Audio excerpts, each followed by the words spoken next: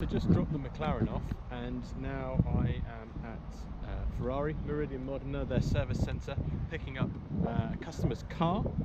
They've just bought off us and we brought it down here for a full service. Just thought I'd bring you along for the ride, really, just to show the sort of day in, day out things that we do at Premier Sports Solutions. I mean, look at this, look at some of these cars that they got here.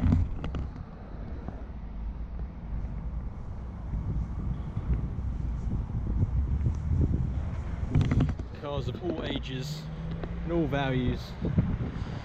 Yeah, so I'm going to jump in the FF now that we've just picked up and take it back to the showroom. I'll talk about it on the way back, but yeah, just to let you know that obviously if you buy a car from us you still get service from the main dealers and things like that, so let's jump aboard. Okay, here we are on board the Ferrari FF. After its fresh new service. That start-up sound doesn't come better than a Ferrari V12 firing into life.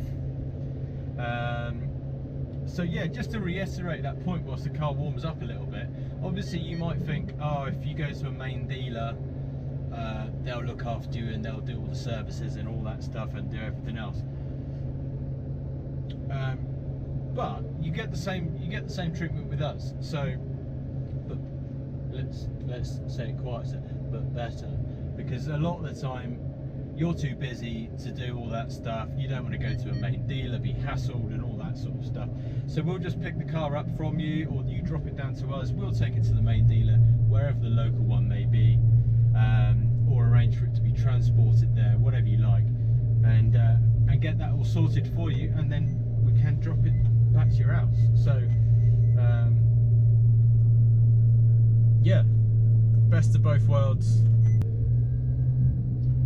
So now for the 20-mile or so drive back to base, you can see what the FF is like. I already know what the FF is like because I dropped it here at the start of the week, but you weren't along for the drive, so let's see if I can convey that to you. So, car's cold, and so it's sold automatic everything at the moment, and we shall head back and see what it's like. Very, very comfortable car. It feels like it can do a long distance. You know, you can, it's such a comfortable seating position. I think especially with this lighter interior, it feels more spacious in here. It gives you that nice airy spacious feeling, which is really, really nice for if you're travelling a long distance. You don't really want to be feeling cocooned and, you know, like that. That's the parking sensors, by the way, what's beeping. So yeah, this is a car that's recently been purchased from us. The car came in part exchange on another car, then it came in, then we sold it out to the new customer. He's got some good plans for this car, so I'm interested to see how it comes out.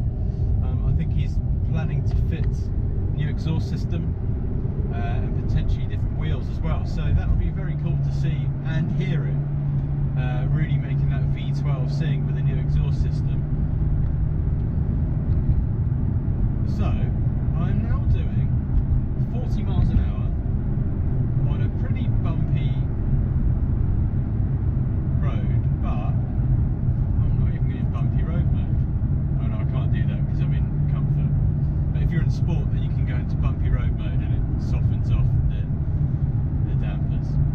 But anyway, as I was going to say, it goes into 6th gear, and it's comfy. It's like it's a quiet, refined, comfortable long distance cruiser.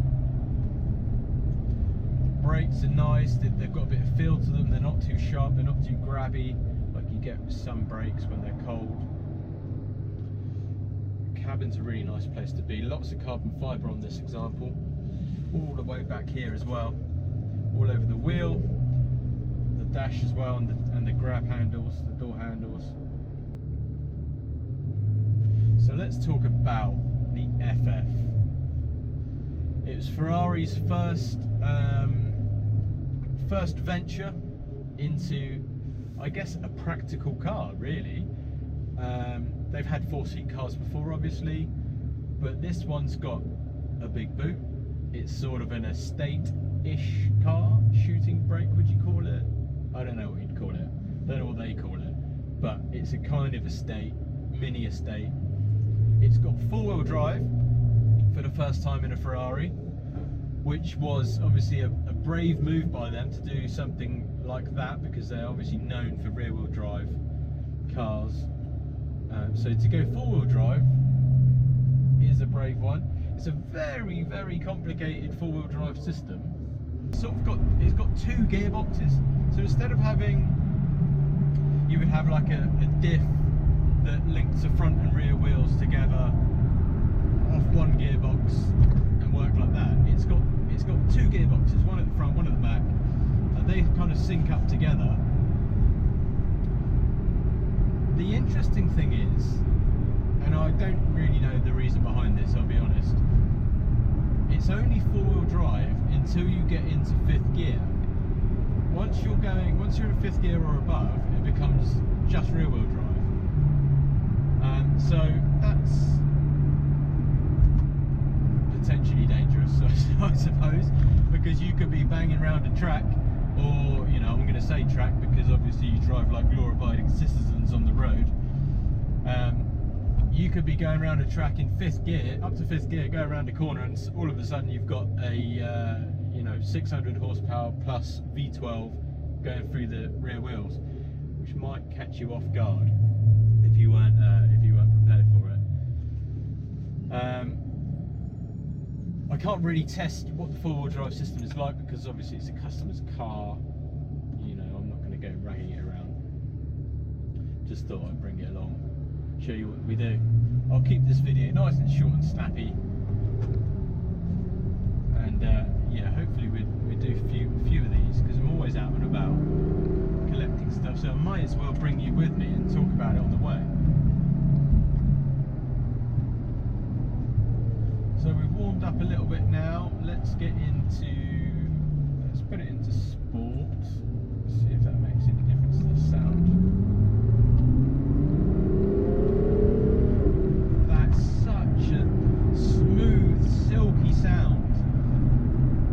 It's that amazing V12 from Ferrari. This engine started off life in one incarnation in the Enzo, which blows my mind. This engine came from the Enzo, and that's enough to sell me the car straight away.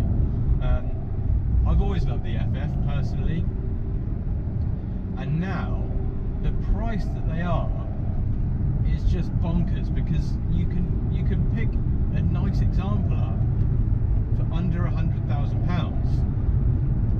If you think the equivalent, I mean, the nearest thing to it in the Ferrari range is the F12, and they're still what, 160 minimum ish, you know, around that figure. So £60,000 less for an FF, which is pretty much okay. Yeah, the F12 has slightly more power. You don't need that power, by the way. It's got too much for the rear wheels to handle.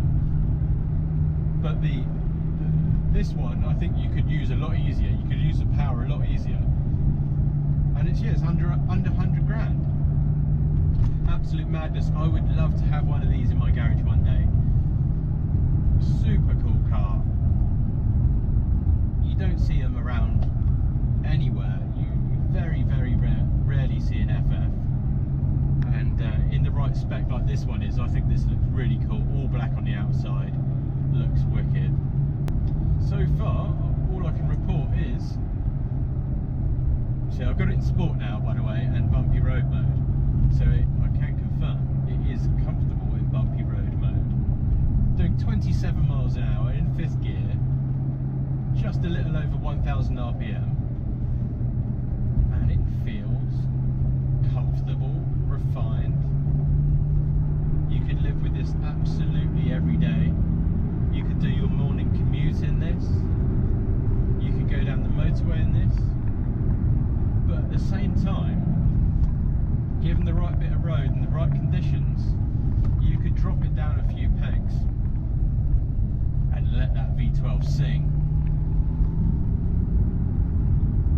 Which unfortunately I can't do because there's an old Land Rover Freelander in front of me. But we're getting onto a bit of de-restricted road here, so put the window down a little bit. Let's do 20 miles an hour to the speed limit.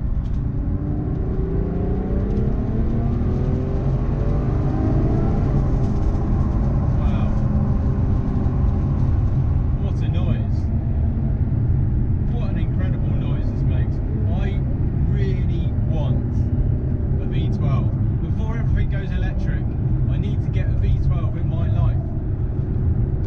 This could be the one. What other V12s are there out there for this sort of money? I mean, unless you're thinking like a BMW 7 Series V12, you know, from like 1995 or some, you know, late 90s. I don't want that V12. I want a highly strung Italian nutcase of a V12. A symphony orchestra of a V12 is what I want. Get in the comments. That'll do for this video, because otherwise you'll get bored. Get in the comments, let me know what you would buy if you had a £100,000 budget.